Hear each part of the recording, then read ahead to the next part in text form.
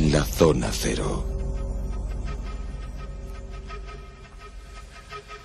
Monográfico Zona Cero.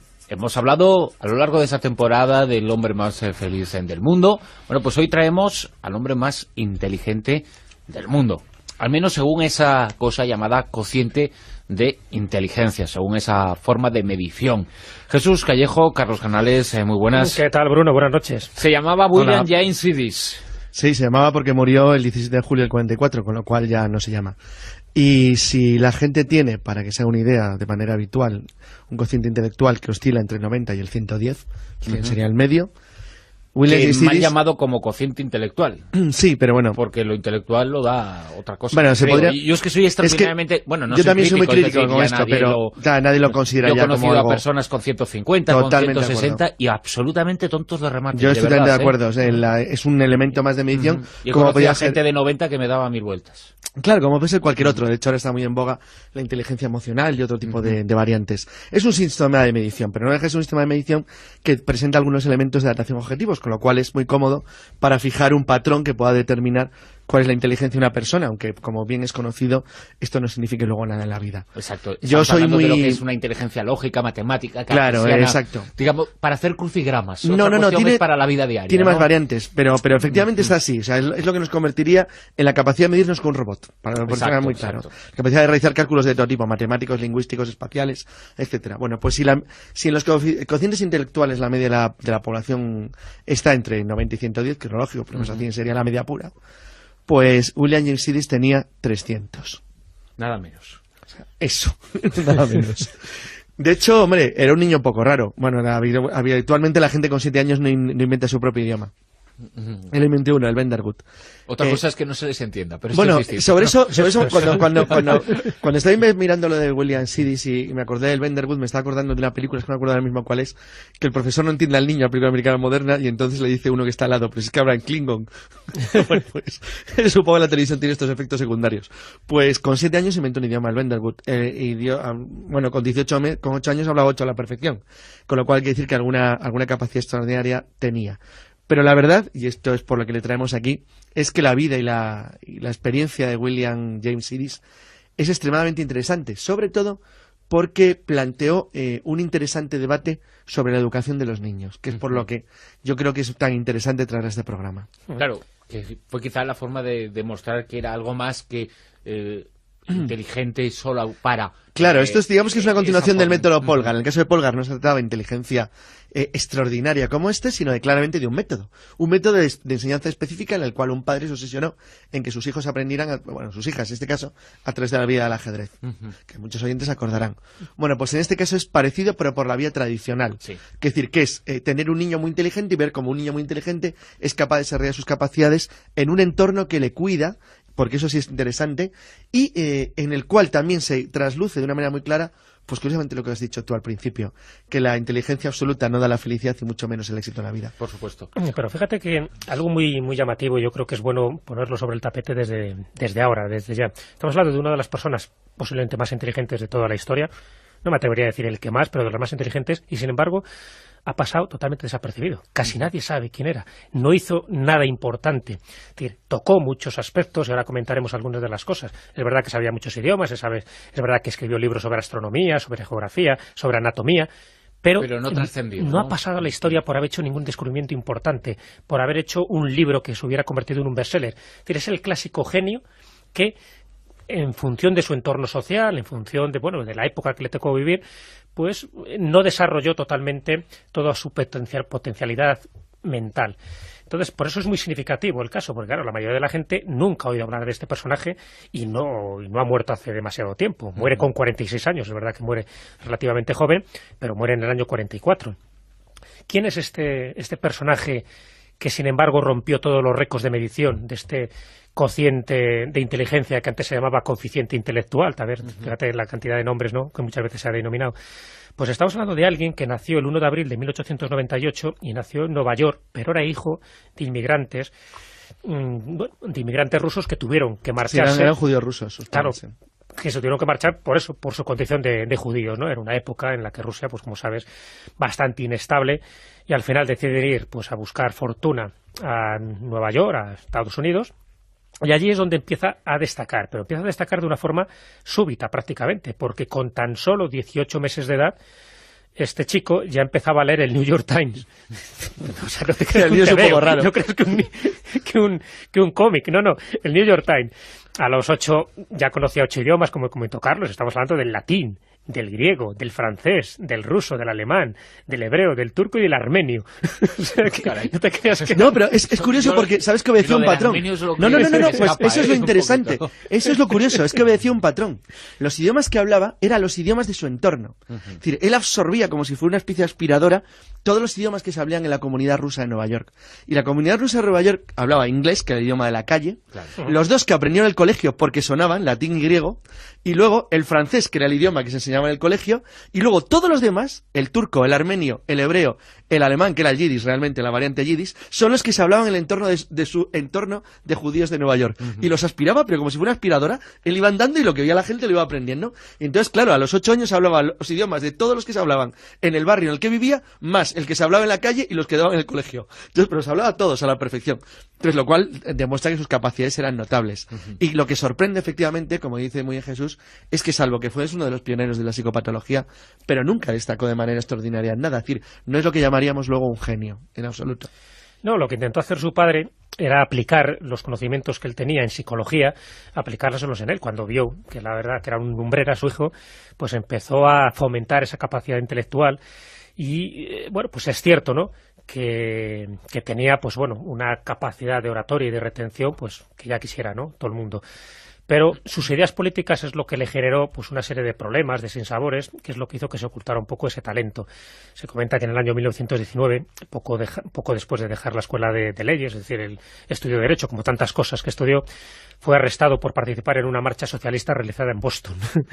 Lo que él reivindicaba es algo que ahora es muy común. El 1 de mayo. Que es el 1 de mayo, el Día del Trabajador. El Día del Trabajo, bueno, pues le metieron en la cárcel por eso, ¿no?, por revoltoso. Y así poco a poco pues él lo iba alternando sus ideas políticas con sus grandes ideas de intelectual, ¿no?, como era.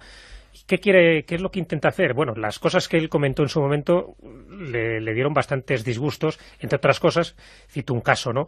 Él escribe una obra, porque prácticamente todo lo escribió con seudónimo, no quería escribirlo con su nombre por las repercusiones que podía tener, así que imagínate, ¿no? Bueno, pues una de esas obras es Las tribus y los estados, una obra que él escribe en 1935 y emplea un seudónimo, el seudónimo de John Shattuck. Bueno, pues la tesis que baraja en esta obra es que habla de los habitantes de Norteamérica y él hace un análisis desde la prehistoria hasta el año 1828. Pero según él, ha habido habitantes en Estados Unidos desde los 100.000 años atrás. Por lo tanto, y además en su obra... Es de los nuestros. Sí, es una cosa muy curiosa porque sí que se adentró en unos terrenos pues bastante procelosos, ¿no? De hecho, en astronomía, cuando él escribió algún que otro tratado, ya hablaba de la materia de la energía oscura, porque decía que había cosas que no le cuadraban y que por lo tanto tenía que haber algo que era indescriptible y que, bueno, pues tenía algo que rebasaba un poco lo que era nuestra galaxia conocida y todo lo que estaba por más allá de nuestra galaxia era algo raro, desconocido, oscuro, ¿no? Bueno, pues mira tú por dónde se adelantó esa energía, esa materia oscura. Y una de las cosas que comentaba en este libro de antropología de las tribus y los estados es que había hombres de color rojo, bueno, pues tanto en Europa como en América en aquellas épocas. Hombres de color rojo. ¿A qué se refería? En fin, nunca llegó a desarrollar totalmente sus teorías porque estaba considerado como un perro verde, ¿no? Muy raro, muy excéntrico. Pues por eso, el que lo tocaba todo, pero prácticamente no terminaba nada. Y eso es un poco el carácter de maldito un poco que le acompañó toda su vida a William J. Sidis.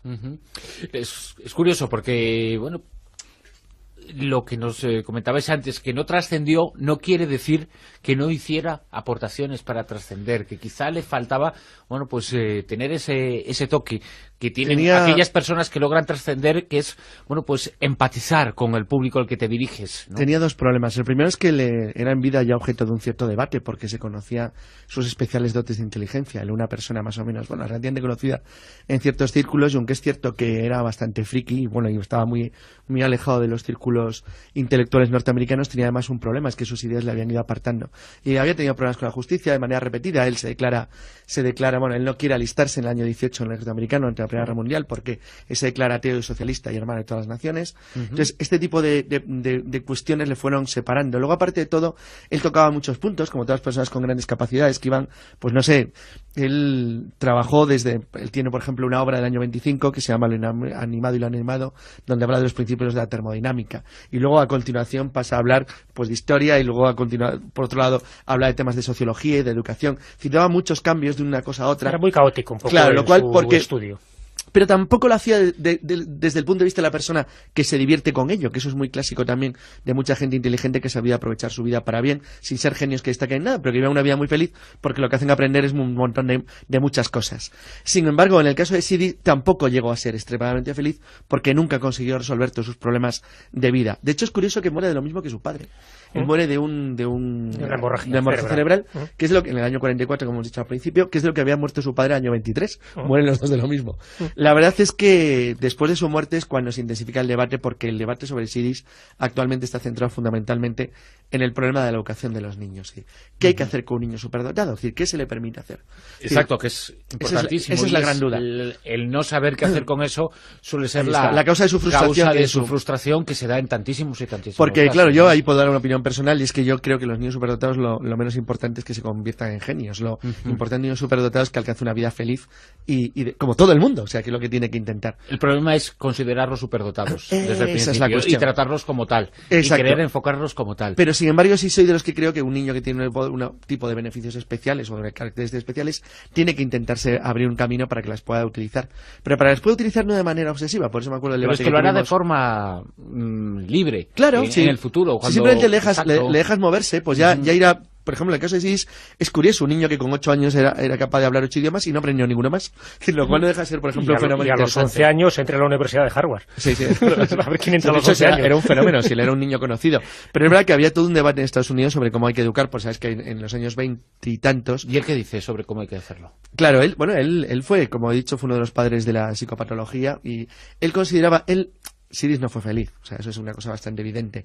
Lo que pasa es que tampoco era un tipo raro, no sé, que viviera aislado del mundo. Lo que pasa que es que la causa de la infelicidad de Sidis en cierto modo venía porque él no conseguía desarrollar lo que él quería hacer de una manera totalmente libre, sino que tenía un montón de cortapisas, muchas de las cuales curiosamente derivaban que era un fenómeno. Es decir, que era un fenómeno en el sentido de la palabra americana freak original, en el sentido que era una persona muy conocida y sobre la que todo el mundo estaba mirando a ver por dónde iba. Y esto, después de su arresto en el año 19 en Boston, lo que ha comentado Jesús, y de sus problemas políticos, que además le enfrentan para una persona que venía de Harvard, le enfrentan con parte de lo que sería, ahora llamaríamos el establishment americano normal, pues le dejó siempre un poquito apartado. Además eso, es gracioso que todas esas obsesiones que tenía. Por ejemplo, ¿sabes que solo tiene una patente? La patente que tiene, ¿sabes lo que patentó Sidis? Sí, es un calendario rotatorio perpetuo. Una cosa bastante absurda. Pero bueno, realmente... Que tuvo en cuenta los años bisiestos, lo cual era una novedad. Quiere decir que como un tipo muy listo, pues bueno, dedicaba su tiempo a estas cosas. Y la verdad es que el debate viene sobre todo principalmente en el sentido de que había mucha gente que pensaba en los años 30 que su padre no le había educado correctamente y otra gente que por el contrario decía que su padre le había educado correctamente porque le había dejado formarse lo que él quería formarse, que era un poco todo, como casi todos los genios, o los tipos muy inteligentes. Y hablando de genios y de ese consciente de inteligencia o consciente intelectual, como le queramos llamar, bueno, pues en muchas ocasiones se ha mencionado, son estudios que no son directos de grandes personajes de la historia de la humanidad, no son directos, son deducciones más o menos fiables en función de la información que disponemos de ellos. Bueno, podemos hacer un pequeño ranking, ¿verdad? Partiendo de que Sidis tenía en ese cociente una categoría, digamos, de 300 puntos. Sí, se habla siempre entre 250 y 300, lo cual ya es una verdadera burrada. Que, por cierto, muere 2 años antes de que se establezca una asociación internacional de superdotados, que es Mensa. Exacto. Mensa se crea en el año 1946, Sidis había muerto 2 años antes, porque si no hubiera sido un miembro destacado y tan destacado, presidente inmediato. Sí, de hecho, sabes que miembros de Mensa prominentes es Stephen Hawking o Isaac Asimov. Isaac Asimov fue una cosa muy curiosa. Pero Isaac Asimov, aunque no lo parezca, era muy chulo, ¿eh? Era muy chulo, sí, porque siempre intentó darse de baja en Mensa y no lo consiguió. Pero porque pensaba como Groucho.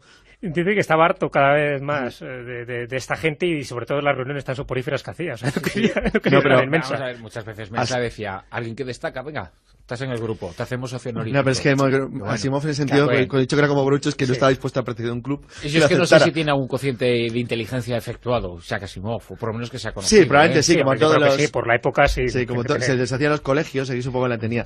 Oye, Asimov, así a lo tonto...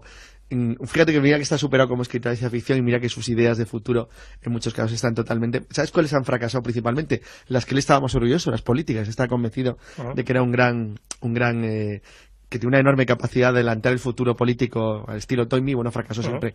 Sin embargo, en donde ha tenido muchísimo éxito es en lo que él no esperaba un reconocimiento. Pues, por ejemplo, yo creo que Asimov acabará pasando la historia por las leyes de la robótica, tan tonto como eso. Y Sid, sin embargo, no acabará pasando por nada. Por nada. Lo cual es un poco triste en ese sentido. Pero... Sin embargo, en ese ranking que podemos hacer los más inteligentes han pasado a la historia, eso sí. Sí, claro, porque vamos a ver, si hiciéramos la pregunta clásica es ¿quién ha sido el hombre o la mujer más inteligente del mundo? Es la clásica pregunta, claro, evidentemente de los cocientes de intelectualidad, por decirlo así, han empezado hace muy poquito. Hace mucho no se sabía muy bien si alguien era muy inteligente, salvo por sus obras y por la forma que tenía de comportarse. Pero no había un baremo para medir esa inteligencia. Pero, bueno, ha habido una doctora en psicología, Catherine Coss, de la Universidad de Stanford, que sí que realizó un cálculo de estos cocientes intelectuales de personajes célebres a lo largo de la historia. Ella se basó en un sistema, en un método empleado muy sui generis que se llama la historiometría. Entonces, bueno, pues buscando determinados rasgos en su personalidad, en sus biografías, pues ella fue calculando quién pudo haber sido las personas más inteligentes de los que hay constancia, ¿no? De los que sí hay unos datos fiables a los que pueda seguir la pista. Y ella pensó, o dentro de un poco de todo este promedio que fue analizando de grandes biografías de personajes muy egregios, pensó que la persona más inteligente de todo el mundo, por lo menos de los que ella analizó, y analizó 301 hombres y mujeres, era ni más ni menos que Goethe. O sea, a priori, a que no hubiéramos pensado que hubiera sido este gran escritor alemán. Bueno, Goethe, y además le dio un cociente, que era 210. Claro, muy alejado de Sidis, como estamos hablando ahora, ¿no? Los siguientes serían Voltaire y Newton, que según ella, siempre según los cálculos de Catherine Coss, tenían un cociente intelectual de 190. Galileo, 185. Leonardo da Vinci, ¿dónde está Leonardo da Vinci? 180. Le rebaja un poquito, igual que Descartes. Kant, 175, Lutero, 170, Mozart, 165, Benjamin Franklin, 160, Rembrandt, 155, y mira, uno de los presidentes de Estados Unidos estaría dentro de esta lista. Acabáramos. Abraham Lincoln, con 150. Por supuesto, todo lo que supere 110... Se ha asustado, Bruno, se ha asustado. Sí. No, espera otro. A ver, otro nombre. Es que he asustado. Ya la presencia de Descartes, con todos mis respetos, ¿no? Pero hay gente que yo creo que la historia ha ensalzado demasiado no, es que vamos mucho a ver, más allá de lo que en realidad hicieron, en lo que están ¿no? en estas mediciones habría un montón de gente totalmente anónima. Claro, que tendrían evidentemente. cocientes muy similares o parecidos. Es que volvemos a lo mismo. Pero no porque ¿qué hizo Abraham Lincoln para demostrar tener más inteligencia que cualquier persona? Claro, pero vamos a ver, fue un tipo inteligente, está claro, pero tampoco más que efectivamente que el común de los mortales. Exacto. No, estoy de acuerdo. Este ranking es muy personal y muy sí, evidentemente. Por eso. No, de hecho, claro. solo llega hasta 1850. O sea, que ella analiza biografías desde 1450 a 1850. Sí, pero sin ningún dato realmente objetivo que te permita medirlo. No, ninguno. De hecho, hay, fíjate, que quedan fuera, pues yo que sé, Roger Bacon, o Einstein, o Tesla, o Boscovich, o Cavendish, es decir, cantidad de personajes que realmente tenían una Boscovich, inteligencia... que yo creo que fue el primer tipo raro de estos que sacamos. Sí, también. Que era raro. Otro friki de la ciencia, que así le fue, claro. Jesús Callejo, nuestros Sidis particulares. Sidis, William James. Sidis ha sido nuestro protagonista, tenía un cociente de inteligencia entre el 250 y 300, que no está nada mal. Al fin y al cabo no importa. Lo que importa es que nadie en la historia alcanzó esa cifra. Un récord. Un récord mundial, sí, señor. La zona cero. Bueno, gráfico Zona Cero. Hemos hablado a lo largo de esta temporada del hombre más feliz del mundo. Bueno, pues hoy traemos al hombre más inteligente del mundo. Al menos según esa cosa llamada cociente de inteligencia, según esa forma de medición. Jesús Callejo, Carlos Canales, muy buenas. ¿Qué tal, Bruno? Buenas noches. Se llamaba William James Sidis. Sí, se llamaba porque murió el 17 de julio del 44, con lo cual ya no se llama. Y si la gente tiene con lo cual hay que decir que alguna capacidad extraordinaria tenía. Pero la verdad, y esto es por lo que le traemos aquí, es que la vida y la experiencia de William James Sidis es extremadamente interesante, sobre todo porque planteó un interesante debate sobre la educación de los niños, que es por lo que yo creo que es tan interesante traer este programa. Claro, que fue quizá la forma de demostrar que era algo más que inteligente solo para... Claro, esto es, digamos que es una continuación del método Polgar. En el caso de Polgar no se trataba de inteligencia extraordinaria como este, sino claramente de un método. Un método de enseñanza específica, para que se haga una idea de manera habitual, un cociente intelectual que oscila entre el 90 y el 110, que sería el medio. Que me han llamado como cociente intelectual. Sí, pero bueno. Porque lo intelectual lo da otra cosa. Bueno, se podría... Yo es que soy extraordinariamente... Bueno, no yo soy también crítico, soy muy crítico con esto, pero nadie lo considera ya como algo... Yo he conocido a personas con 150, con 160 y absolutamente tontos de remate. Yo estoy totalmente de acuerdo. Es un elemento más de medición. Y he conocido a gente de 90 que me daba 1000 vueltas. Claro, como puede ser cualquier otro. De hecho, ahora está muy en boga la inteligencia emocional y otro tipo de variantes. Es un sistema de medición, pero no deja de ser un sistema de medición que presenta algunos elementos de 300. Nada menos. O sea, eso, nada menos. De hecho, hombre, era un niño un poco raro. Bueno, habitualmente la gente con 7 años no inventa su propio idioma. Él inventó uno, el Vendergut. Otra cosa es que no se les entienda, pero bueno, esto es sobre eso cuando estoy mirando lo de William Sidis y me acordé del Vendergut, me estaba acordando de una película, es que no me acuerdo ahora mismo cuál es, que el profesor no entiende al niño, la película americana moderna, y entonces le dice uno que está al lado, pero es que habla en Klingon. Bueno, pues supongo que la televisión tiene estos efectos secundarios. Pues con 7 años inventó un idioma, el Vendergut, bueno, con 8 años hablaba 8 a la perfección. Adaptación objetivos, con lo cual es muy cómodo para fijar un patrón que pueda determinar cuál es la inteligencia de una persona, aunque como bien es conocido, esto no significa luego nada en la vida. Exacto. Yo soy muy... de lo que es una inteligencia lógica, matemática, claro, exacto. Digamos, para hacer crucigramas. No, tiene, es para la vida diaria. Tiene más variantes, pero efectivamente está así. O sea, es lo que nos convertiría en la capacidad de medirnos con un robot, para que sea muy claro. La capacidad de realizar cálculos de todo tipo, matemáticos, lingüísticos, espaciales, etcétera. Bueno, pues si en los cocientes intelectuales la media de la población está entre 90 y 110, que es lo lógico, porque sería la media pura, pues William James Sidis tenía